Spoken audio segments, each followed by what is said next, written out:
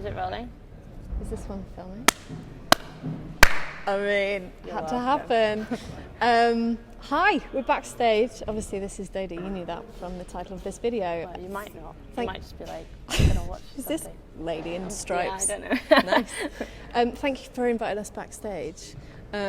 We had a look at your dressing room. It's not. Not- It's not as glam as you think. It's usually just like a room with like one sofa and a dirty floor. But you were raving about the showers. The showers so- were great. They were a solid 9 out of 10. Good pressure, good heat. Yeah. There was like one knob to just like full blast. There's a little bench to put your stuff. Great. This is how Living tall the goes. life. This may be a bit of a stupid assumption, but I kind of assumed there would be a shower on your bus. Is that? No. That's crazy. Yeah, no. Okay. I mean, you can, but I think we had one in the US, but you can only use it for like 30 seconds at a time. Also, it's just see-through, so you can't really. But anyway, that was just in the US. On our Okay. bus, you can't poop in the toilet. You can't use paper down the toilet. You can only pee, and it gets full pretty quickly. So the bus smells like piss.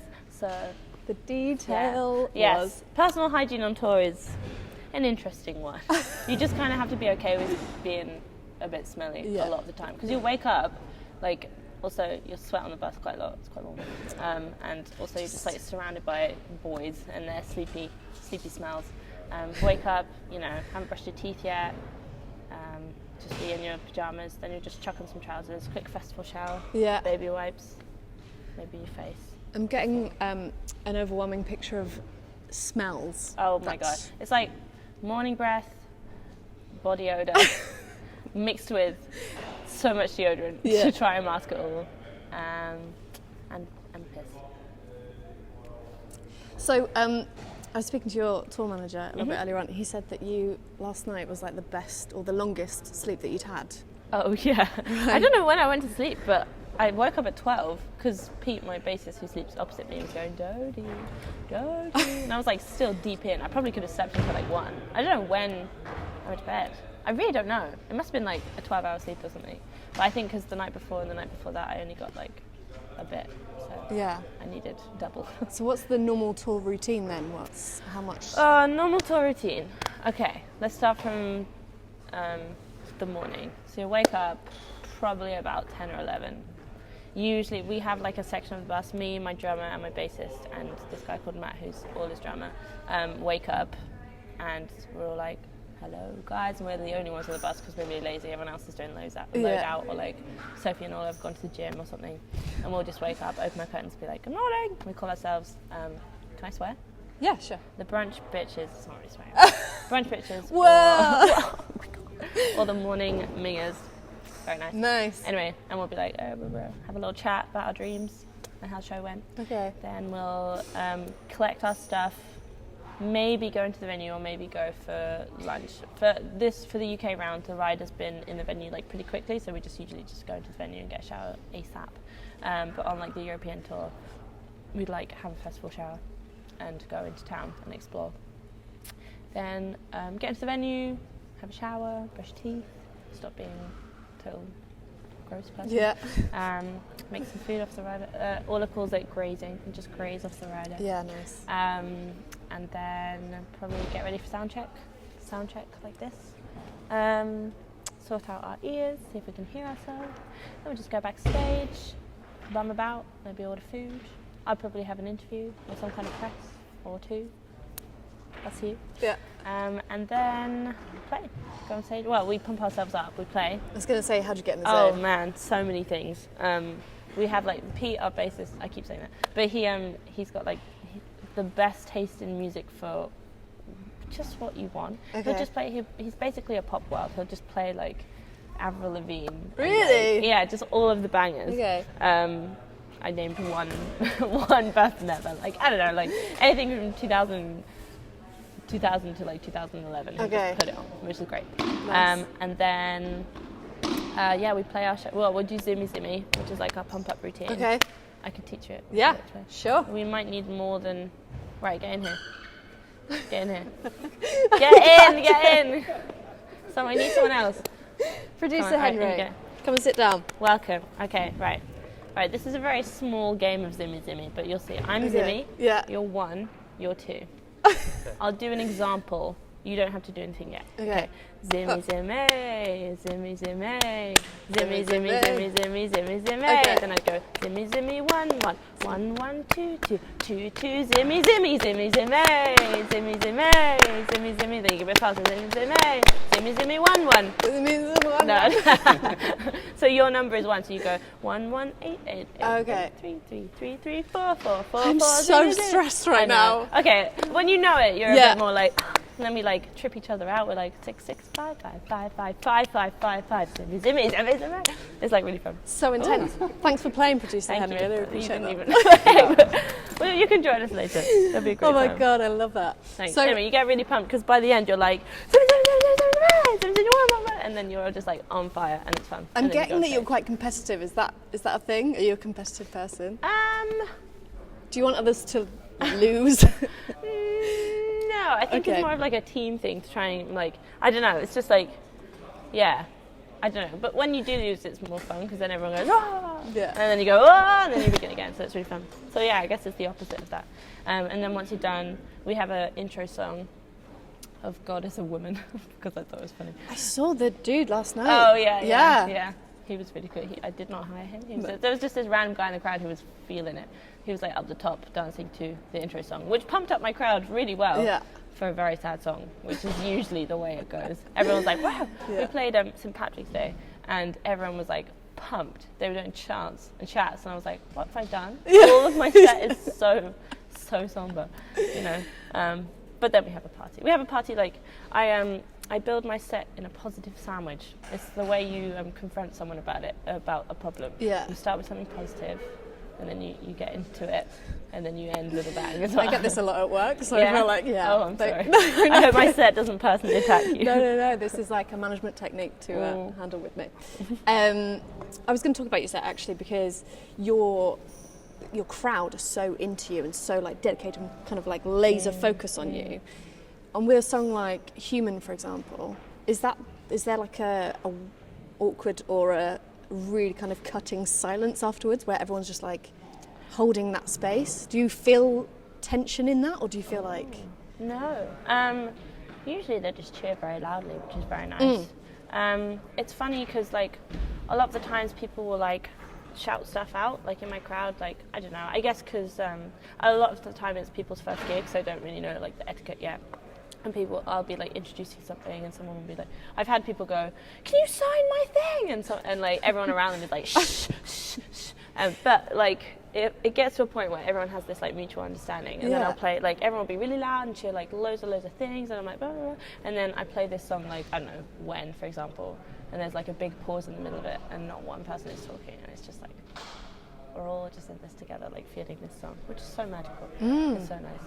Yeah, I can kind of anticipate that with the music that you make, and there's obviously a few different styles that you make as well. Because, for example, Secret for the Mad, that has helped a lot of people that I know, and especially like my wife was listening to it on repeat after someone committed suicide in her family. So it was something that kind of rang really true for her, and she had on to that. So how does it feel putting out something so personal, but also something that ends up being personal for other people?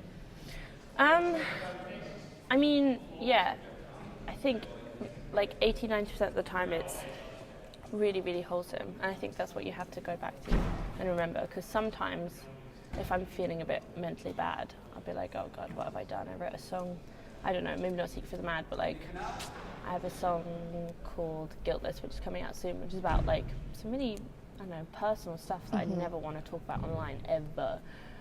But I wrote a song about it, and I've like, I don't know, I had a big cry about it in one of the sound checks. I was like, oh God, what have I done? And then someone just walked past just whistling the tune of it. I was like, why are people whistling the tune of my trauma? I was like, oh no! But I don't know, I think you just have to go like, well, I made something out of it, and I think that's really cool. And then also people have already started like messaging, like tweeting me, being like, wow, I've related to that so much, so thank you. So I think it's a good thing.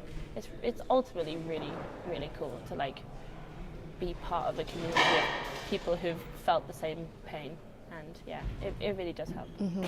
And then, just kind of on the flip side, Would You Be So Kind was a song that we played at our wedding. Oh, really? Yeah. That's so cute. So, I didn't know that. So yeah, it's like you've got that kind of light and shade to the music that you make.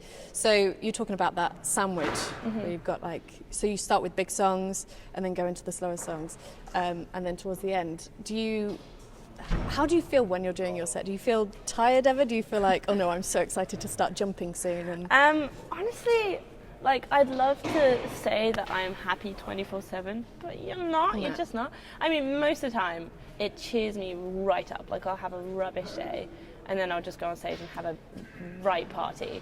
That happens like so much. Like, you'll see me, I'll just be like, I don't know, brimming with like happiness, like emotion. It'll just be a party. I'll have like the best time, because there is nothing more fulfilling than playing your own music to a bunch of people who really care. Like, I love my music, I love my band, I love my crowd, I love everything I do, and it's so great. But sometimes there'll be like, I don't know, a technical problem, and you'll just get in your head. Like last night, I'm not gonna lie, I'm not gonna tell you which show it was, but I don't know, like, so I couldn't really hear myself very well. Okay. And on the outside I was like, and on the inside I was like, can't hear myself. But then you kind of like slap out of it, and like one song will take you back into the moment, or like one person in the crowd. Like, you'll look. Sometimes I close my eyes a lot when I sing, and I like look.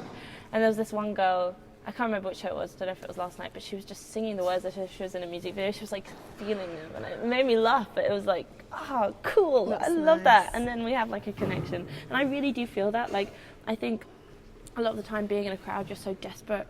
I don't know, like these people who shout things out, you're so desperate for attention, and I'm like, I'm giving you it, I promise you, I can see you, I see all of the things you're doing. Like, people will like, I don't know, hold hands or like sing this particular line. Like, you'll see when someone's favourite line is coming up, because they'll be like this, and then they'll turn to their friend, and that's so cool, because I know that feeling, and it's so fun to like watch that happen. I love it. So sweet. The other thing that I wanted to say was, sorry, I got distracted. I thought I was getting wrapped up. What was I going to ask you?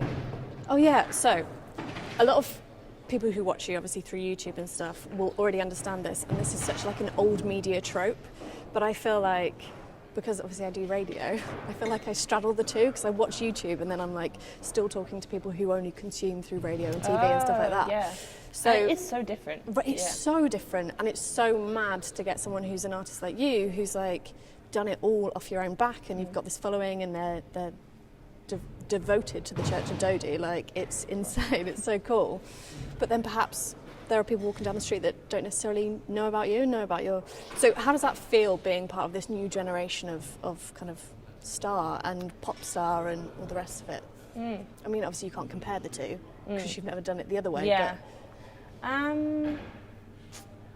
don't really know. I think, if I'm honest, like, I know I said it was really different, and I do mean that. There is a lot of big differences, but also it's kind of the same too. Like, I don't know, I get, I don't know, like, I mean, right now I'm sitting in front of a camera, and like, I don't know, like, I'll go on radio and do a performance, and obviously I'm used to doing an acoustic performance and trying to get it in one take, because I do that with my camera all the time. Or like, I don't know, like working together in a studio with someone new is like doing a collab on YouTube for the first time. Or I don't know, and like reading a bad review online is like finding a gossip page about you and reading all the horrible things that people have to say. It's just a very familiar feeling that I've dealt with before. So I don't know, I think I'm lucky to have almost had practice online, like in my secret world. It's not that secret, because YouTube is getting bigger and bigger, but like I feel like I've already kind of like lived through this since like 2011. So now it feels like everyone's saying, well, you're blowing up and you're hitting mainstream, and I'm like, but I've been working on this for ages, and like I've got good practice at it. But yeah. Okay. Do you think, are you proud to be coming from YouTube? And I think so. Okay. Yes. I do say a lot of the time that the internet and YouTube is a bit fucked. And I do mean that. Like, the internet's mental at the moment. I feel so much anger towards it a lot of the time. But I think I have to remind myself that I have the good bit of it, and I'm like, we are proof that there is good from it, because like this whole room will be full of people who are just connecting purely on feeling and music, which is like, I want to cry. Like, it's so beautiful. So yes, I think I am proud.